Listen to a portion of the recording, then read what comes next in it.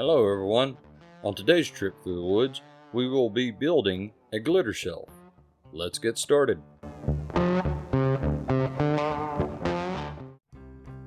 For the project, we will be using 1x4s for the outside of the shelf and 1x3s for the shelves themselves. The cut list will be in the description. To assemble everything, I decided to use a pocket hole jig. This tool is excellent when you want to assemble something fast and secure. I drilled 2 holes on each end of the 11 1x3 shelf boards. I really like this pocket hole jig. It's a true time saver. As you can see, I made a jig for my jig. I think I will make a short explaining how I made this jig. Let me know in the comments if you'd like to see more about this setup. Now for the 2 long side 1x4s. I used the pocket hole jig in this setup to make it easier to drill the 2 holes on each end of the 1x4s. It's easier to use it in this kind of setup when you can't stand the board straight up and down. Assembling the outside of the glitter shelf. You want to make sure everything is square. At the time, I only had 2 corner clamps, but I had got these little red squares as a gift, and they are perfect. I put one at the bottom and then one at the top held with clamps. Even though I don't show it in the video, a way to make sure you are square is to measure from one corner to the other corner diagonally. Note your measurement, then measure the other corner. If they are the same, you are square. I hope you're enjoying the content. Is there something you'd like to see me build? Is there a technique you'd like me to explain? Let me know down in the comments. I'd appreciate it.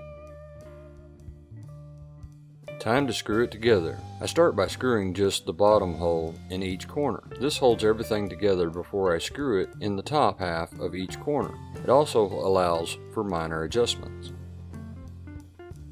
Now I can take the clamps off one corner at a time and screw in the top hole of each corner. When I took the clamps off, I used a square on the outside and the inside to keep it square.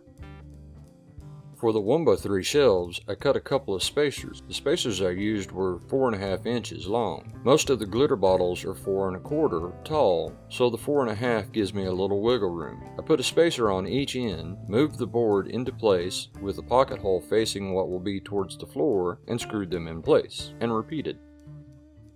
Sometimes when you get going, you really have to get into your work. Yes, this is the bear sitting on top of the workbench in the middle of the project.